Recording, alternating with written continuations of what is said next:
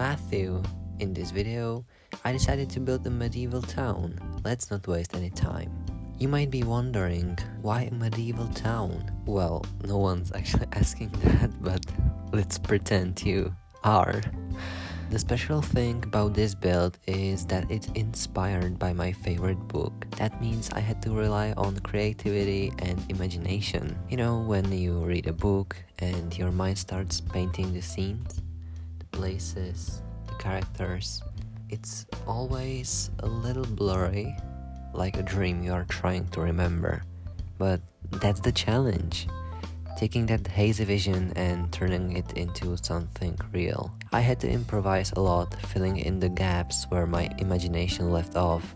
But luckily, the main things I wanted to include have all come together. I had to come up with a floor plan that I was actually happy with, and let me tell you, it took forever. Bloxburg plot size isn't exactly huge, so figuring out how to fit everything into the space was a bit of a challenge. It's not perfect, but hey, I made it work, I think. Now, the real question is, will I actually finish this? Who knows?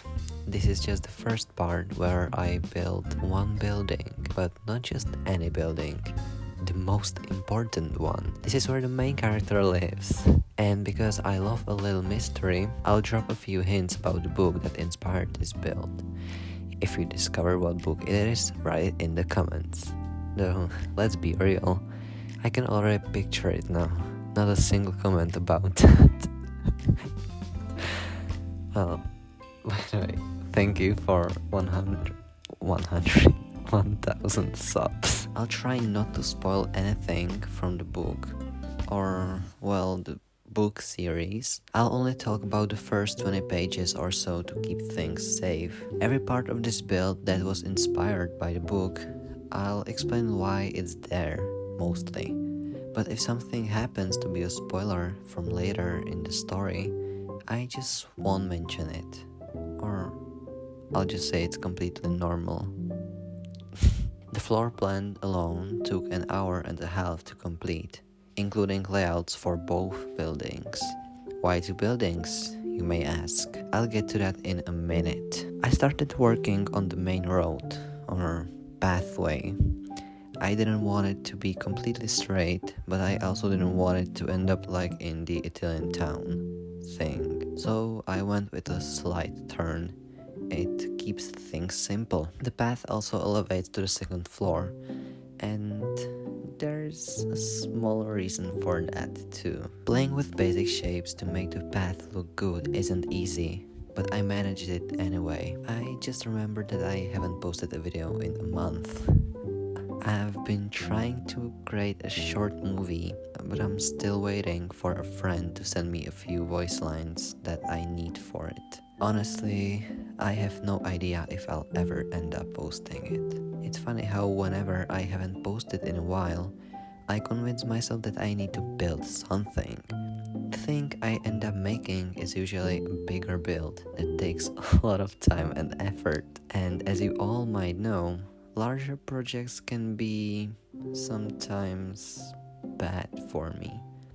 I tend to start a project and then abandon it for a while. I don't even know if I'll finish the theater I started, but who knows, one day maybe. I'm pretty sure I'll finish it someday.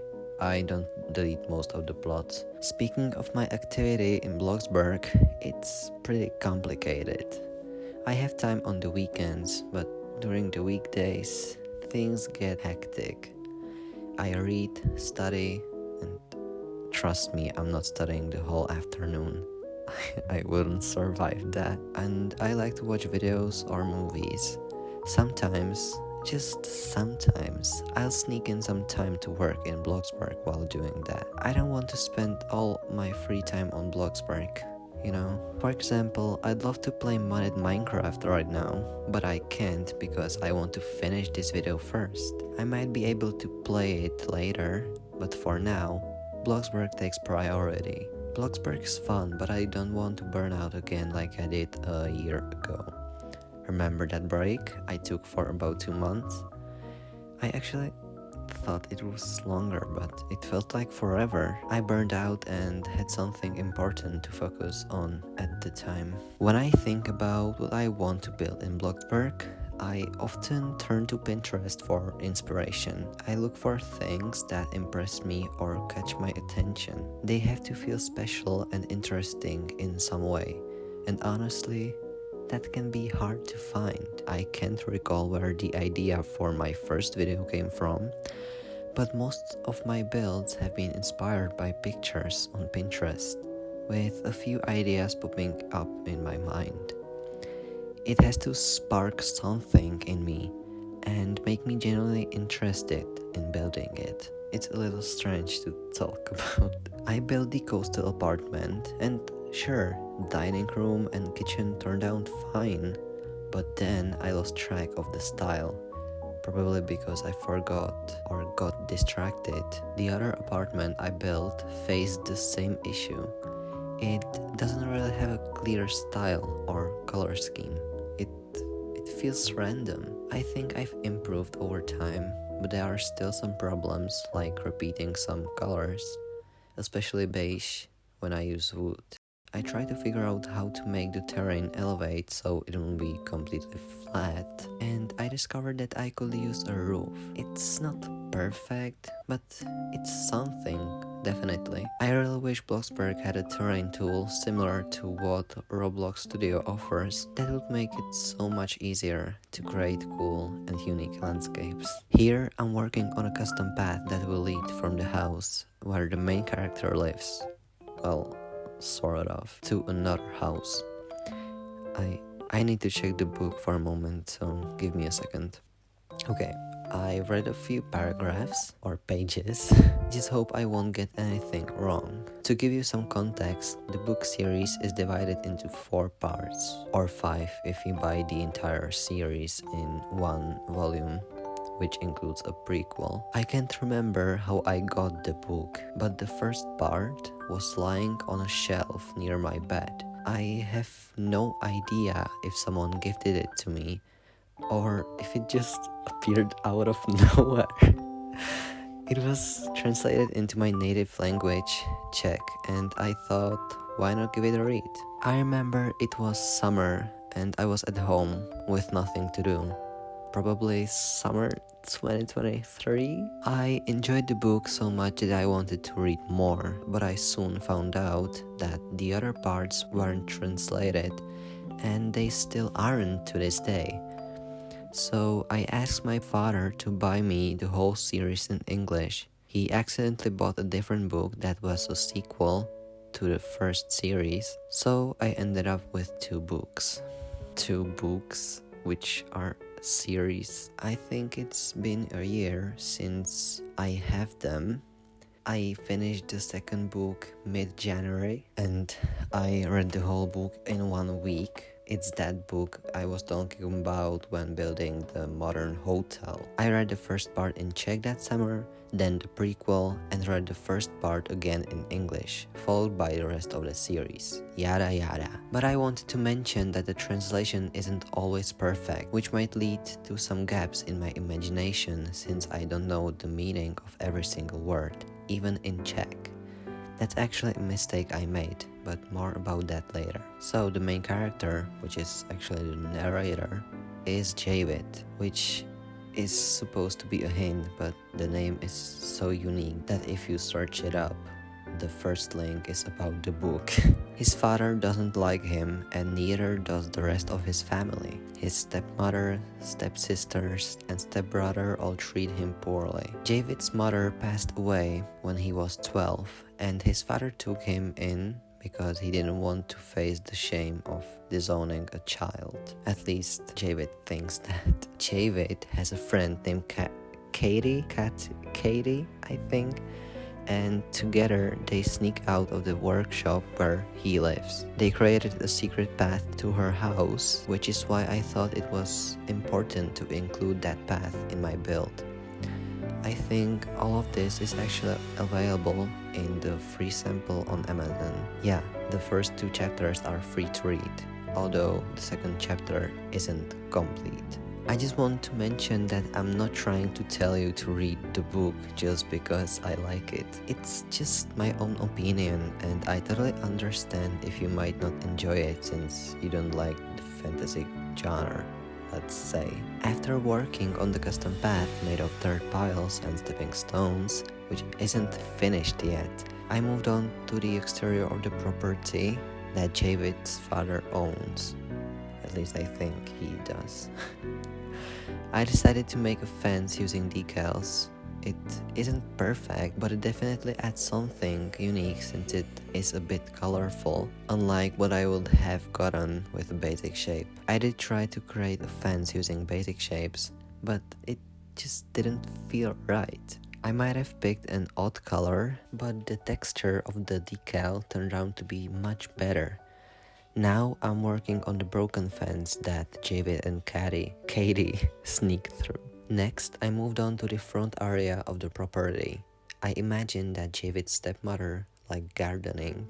Although, if that's actually mentioned in the book, I created a small garden area for flowers and added a shelter next to it, if I can even call it a shelter. In that space, I placed some huge hay bales and a wooden wagon, which is a nice touch.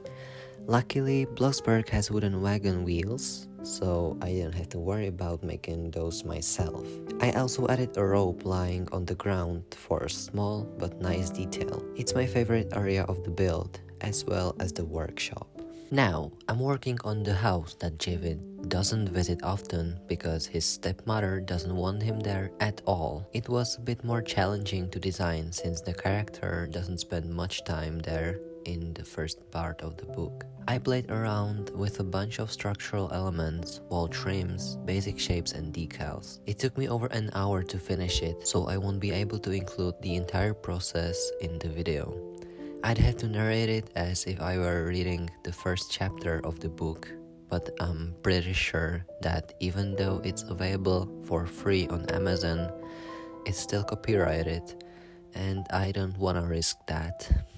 I really liked the idea of the custom path, so I decided to use it throughout the whole property instead of the normal flooring. After that, I built the workshop where Javid's father makes saddles for dragon riders. I'm not entirely sure if he makes just saddles for dragon riders. Anyway, he's referred to as a tech master. I decided to create a custom roof for it because Javid actually lives in the area above the workshop. He describes it as a loft room, which adds to the character of his living situation. When I imagined it while reading, I pictured it as just a bed and a few personal items. But since I'm building it in Bloxburg, I had to get a bit creative and thought it might have been storage, and they cleared it up a little so he can move there. After a week-long break, I got back to building. The first thing I did was decorate the front yard with flowers and vegetation. It was quite colorful, so I had to change the colors to more muted ones later. I put a tree there, which casts a nice shadow there to make the yard feel lived in. I filled it with clutter like barrels, a bucket, and a wheelbarrow, which I have to imagine as being wooden. Since I put the flowers there and mentioned the mother likes gardening, I put a small planter at the back of the garden. I thought cracks in the wall would be cool, so I added them too, with a few insets and structurals. Then something hit me. I thought, let's make some piles of wood. It was a pretty random idea, but I'm so glad I went for it. Here's how I created it, and I'm surprised how realistic it looks. They are positioned behind the house, so I think no one will notice it too much, or even realize how expensive it was to make. If I decide it will be the best option, it will appear in the thumbnail with the wagon and the hay bales. I'll have to tweak it to put the house behind it. Since the mother uses the back of the property, The path to the planter isn't really established. I just added a few piles of dirt instead, making it look slightly unused. I actually thought I would never use one of the mushrooms that Bloxburg provides. But here we are. I decided to put a mushroom in a build for the first time. At least, I think it's the first time because I don't remember using it before. I filled the planter with crops like onions, carrots and strawberries. I wasn't sure if I'll be able to make the interior of the house, so I made the workshop first. I put a few things there and skipped it for now. Moving to the loft room. Here's the mistake. Javid said he slept on a cot, which I'm not sure what it was. I searched it up and it's a bed for children. Then it showed me other pictures, so I wasn't certain. In my mind, he slept on a mattress on the floor, just like this, because in the translated book, they used a word which is an archaism. I put a few things there, but they are not related to the story. I put things that could be personal there. The only thing that I placed that might be related to him was a book, which he could be writing into as a journal, because he's the narrator in the book, but I don't think he'd write a book at this state, thinking he's useless, weak and all of that. The workshop came together pretty quickly since I mostly used clutter that I had already placed outside. At first, I thought making a custom saddle would be a bad idea, but I decided to go for it anyway. I'm still not sure if it turned out good or bad, but I think it adds a unique touch. When I checked it out, I realized I can actually sit on the hay bales, which is a weird feature. I was a bit scared of the interior, so I decided to start with the bathroom, but once I got into it, I realized that the medieval style is actually pretty easy to achieve. It shouldn't be too cluttered, or at least that's what I think works best for the vibe. Bloxburg has a barrel top in the game, which saved me time. At first, I thought the walls would be wooden, but then I found a picture with stone walls, and I think it works much better for the medieval feel.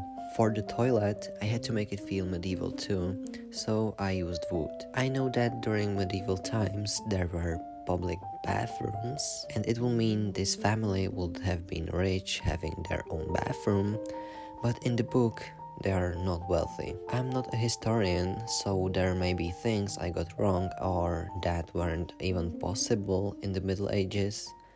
For the sink, I initially wanted to make a custom barrel bowl, but I ended up being lazy and used a modern sink from the game instead. I thought they could use water from the barrels nearby. The next room I worked on was the bedroom. Of course, I included candles for that medieval touch, and I used beds that I never thought I would use, along with fancy dressers. I love how the wooden material looks on them. They fit the aesthetic. The other bedrooms are pretty similar, though the one where the stepbrother lived has a chest in it. I recently realized that it should actually be a wooden trunk, which was mentioned later in the story. I searched for it, so I decided to skip the bedroom for the two sisters since I don't think Javid ever visited that room, so I didn't have a clear image of it in my mind. Moving on, the living room was pretty easy to create. I reused some items from the bedrooms, and I think this happens in every video. I forgot to record the kitchen, so I'll show you how it looks in build mode and in the tour too. I used a retro stove, and if you search Victorian cooking range, I think you'll get the idea I try to achieve here with the box. And that's it. I hope you enjoyed the video. I think this one's gonna be a long one. Don't forget to subscribe, and I'll see you in the next video. Bye!